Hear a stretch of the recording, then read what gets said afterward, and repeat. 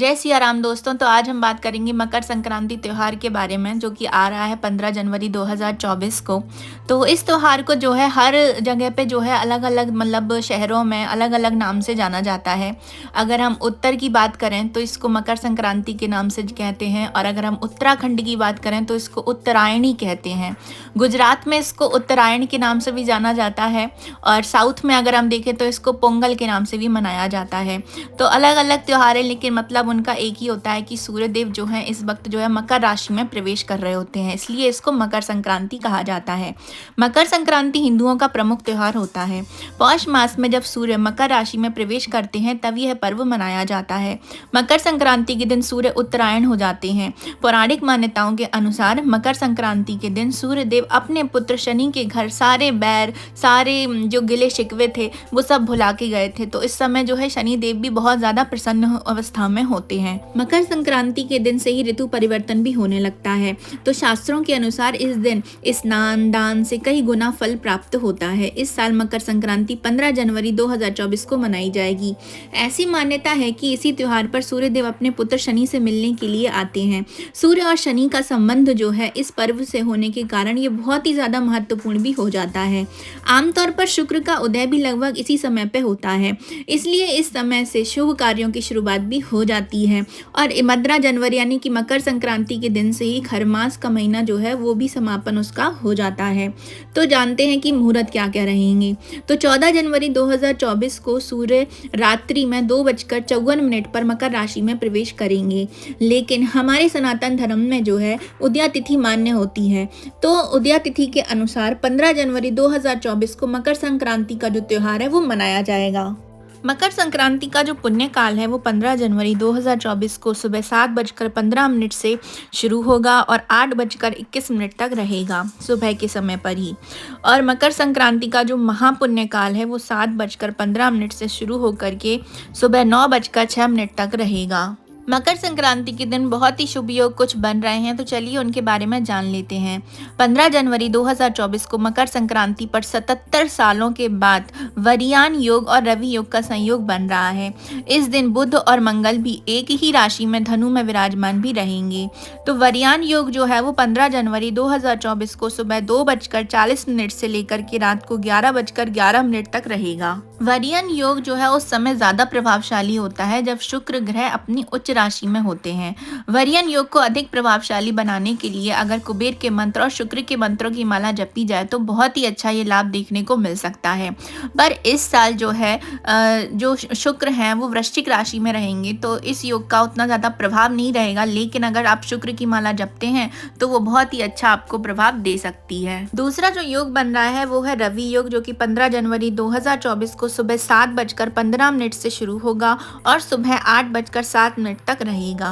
5 सालों के बाद मकर संक्रांति जो है सोमवार के दिन पर पड़ रही है। ऐसे में सूर्य संग भगवान शिव का भी अभिषेक करने से आपको बहुत ही शुभ फलों की प्राप्ति हो सकती है। तो चलिए अब जानते हैं कि मकर संक्रांति वाले दिन आपको पूजन विधि किस प्रकार करनी है। वैसे तो इसकी कोई खास पूजा विधि होती नहीं है। इस दिन सूर्य भगवान को अर्घ देना और दान पुण्य या जप तप करने का ज़्यादा महत्व होता है। फिर भी मैं आपको कुछ चीज़ें जो इम्पोर्टेंट रहती हैं वो बता देती हूँ। मकर संक्रांति वाले दिन आपको ब्रह्म मुहूर्त में ही उठना है और गंगा जल तिल डालकर स्नान करना है। अगर हो सके तो आप काले तिल जो है डाल करके पानी में स्नान करें। तिल का आप लेप भी लगाना चाहिए आपको। इस दिन आपको साबुन शैम्पू का प्रयोग भी नहीं करना है। तिल के बने हुए लेप से ही स्नान करना है। इसके पश्चात आपको तांबे के लोटे में जल लेना है, उसमें थोड़ा सा गंगा जल, काले तिल, गुड़, लाल पुष्प, रक्त रंग का अगर लाल पुष्प हो तो बहुत ही बढ़िया है, लाल चंदन डालकर उगते हुए सूर्य को आपको अर्घ देना है। सूर्य देव को आपको अर्घ देते समय जो है आपको 3 बार अर्घ देना है। ये नहीं कि आपको सिर्फ एक ही बार आपने अर्घ दे दिया और हो गया, नहीं, आपको 3 बार अर्घ देना है जल से, और सूर्य देव की 7 बार परिक्रमा करनी है। और उसी स्थान पर खड़े होकर आपको आदित्य हृदय स्तोत्र का पाठ जरूर से करना चाहिए, और अगर हो सके तो आपको उसी समय पर सूर्य नमस्कार करके भी भगवान को दंडवत प्रणाम करना चाहिए। उसके पश्चात आप अपने मंदिर में आए और मंदिर में साफ सफाई करके उसके बाद जो बाल गोपाल जी अगर हो या फिर विष्णु भगवान की कोई मूर्ति हो तो आपको उसको पंचामृत से स्नान जरूर से कराना चाहिए।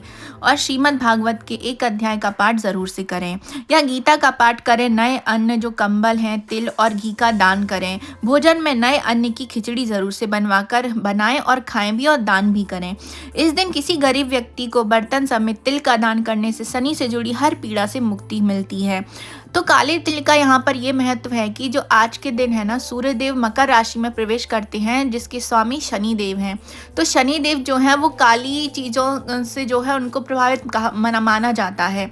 तो ऐसा कहा जाता है कि यदि आप काले वस्त्र धारण करते हैं, काले वस्त्रों का दान करते हैं या काले तिल डाल के आप सूर्य भगवान को अर्घ देते हैं तो इससे शनि भगवान भी बहुत ज़्यादा प्रसन्न हो जाते हैं।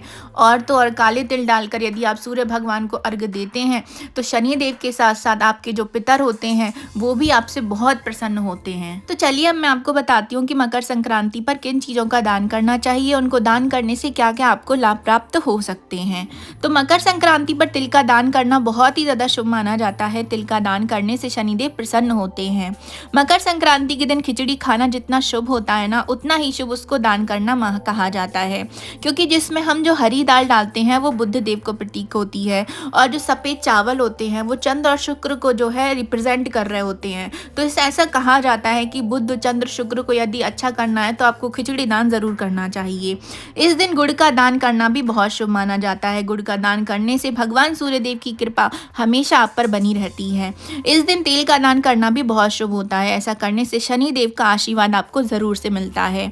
अनाज मकर संक्रांति के दिन यदि आप 5 तरीके के अनाज जो हैं किसी को दान करते हैं तो इससे सारे नवग्रह आपके शांत हो जाते हैं और आपकी हर तरीके की मनोकामना की पूर्ति भी होती है। मकर संक्रांति के दिन आपको रेवड़ी का भी दान ज़रूर से करना चाहिए। इस दिन हो सके तो आपको गर्म कपड़े, जो नए कपड़े हों या कंबल का दान बहुत ही शुभ माना जाता है। इससे राहु और शनि शांत हो जाते हैं। चलिए अब मैं आपको बताती हूँ कि मकर संक्रांति का इतना ज़्यादा महत्व क्यों बताया गया है। देखिए, सूर्य के मकर राशि में प्रवेश करने के साथ ही जो है खरमास जो मास होता है वो समाप्त हो जाता है। खरमास महीने के बारे में मैंने जो वीडियो है वो अपने यूट्यूब चैनल पे अपलोड कर रखा है, तो आप उसको वहाँ से जा कर के देख सकते हैं।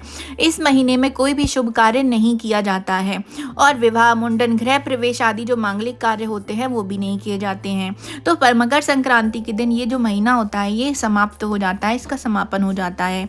तो आप विवाह, मुंडन, गृह प्रवेश आदि मांगलिक कार्य जो होते हैं वो शुरू कर सकते हैं। इस दिन के बाद सूर्य देव जो हैं वो उत्तरायण होने लग जाते हैं और धीरे धीरे दिन बड़े हो जाते हैं और रातें जो होती हैं वो छोटी होने लगती हैं।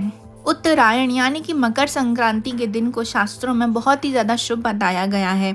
महाभारत काल में भी भीष्म पितामह ने अपने प्राणों को त्यागने के लिए जो है उत्तरायण का ही समय का इंतज़ार किया था और उन्होंने उत्तरायण वाले दिन ही जो है प्राणों को त्यागा था। महाभारत कालीन समय के साथ साथ इसकी जो मकर संक्रांति की कथा है वो रामायण काल से भी जुड़ी हुई है। तो ऋषि वशिष्ठ ने जो है महाराज दशरथ से कहा था कि जो उत्तरायण का समय होता है यानी कि जो मकर संक्रांति का समय होता है, यदि उस समय पर आप जो भी अपनी जो मनोकामना है जो पूरी नहीं हो रही है काफ़ी समय से, यदि आप वो उस समय पर उनके महापुण्य काल के समय पर या उगते हुए सूर्य के सामने यदि आप वो अपनी मनोवांछित वस्तु के बारे में बोलते हैं तो ऐसा कहा जाता है कि वो ज़रूर से पूरी हो जाती है आपकी। तो इस समय को आप बिल्कुल भी व्यर्थ ना जाने दें। हो सके तो जल्द से जल्द जो है आप ब्रह्म मुहूर्त में उठने का प्रयास करें और सुबह हो सके तो जल्दी से जल्दी उनको अर्घ दें और अपनी जो भी मनोकामना है वो आप सूर्य देव के सामने कह सकते हैं। मकर संक्रांति के साथ अनेक पौराणिक कथाएं भी जुड़ी हुई हैं, जिसमें से कुछ के अनुसार भगवान आशुतोष यानी कि भगवान शंकर ने इस दिन भगवान विष्णु को आत्मज्ञान भी दिया था। इसके अतिरिक्त देवताओं के दिनों की गणना जो है वो इसी दिन से ही आरंभ हो जाती है। सूर्य जब दक्षिणायन में रहते हैं तो उस अवधि में देवताओं की रात्रि होती है व उत्तरायण के जो 6 महीने होते हैं उस दिन जो है देवताओं का दिन कहा जाता है। कहा जाता है कि आज ही के दिन गंगा जी भागीरथ के पीछे चलकर कपिल मुनि के आश्रम से होकर सागर में जा मिली थी। इसीलिए आज के दिन गंगा स्नान व तीर्थ स्थलों पर स्नान दान का विशेष महत्व माना गया है। मकर संक्रांति के दिन देवता भी धरती पर अवतरित होते हैं। ऐसा कहा जाता है आत्मा को मोक्ष प्राप्त होता है, अंधकार का नाश होता है, प्रकाश का आगमन होता है, क्योंकि इस समय पर जो सूर्य देव होते हैं वो अपने संपूर्ण जो है शक्तियों के साथ आते हैं। ज्योतिष शास्त्र में जो सूर्य देव हैं उनको आत्मा कारक ग्रह कहा गया है। ये पिता के कारक ग्रह भी कहे जाते हैं। कहते हैं कुंडली में जिस व्यक्ति का सूर्य प्रबल होता है उसको समाज में मान सम्मान प्रतिष्ठा, उसको पिता का साथ मिलता है, उसको सरकारी कार्यों से बड़ा लाभ होता है। तो सूर्य देव का मतलब शुभ होना बहुत ही ज़्यादा अत्यधिक ज़रूरी होता है। तो यदि आप मकर संक्रांति के दिन भगवान सूर्य नारायण की ब्रह्म मुहूर्त यानी कि उगते हुए सूर्य को अर्घ देते हैं और उनसे जो भी प्रार्थना मांगते हैं वो ज़रूर से पूरी हो जाती है। तो ये थी मेरी छोटी सी जानकारी मकर संक्रांति के बारे में। आप सबको कैसे लगी कमेंट बॉक्स में ज़रूर से बताइएगा। तो अभी मैं आपसे लेती हूँ विदा। जय सिया राम। मिलेंगे नेक्स्ट वीडियो के साथ।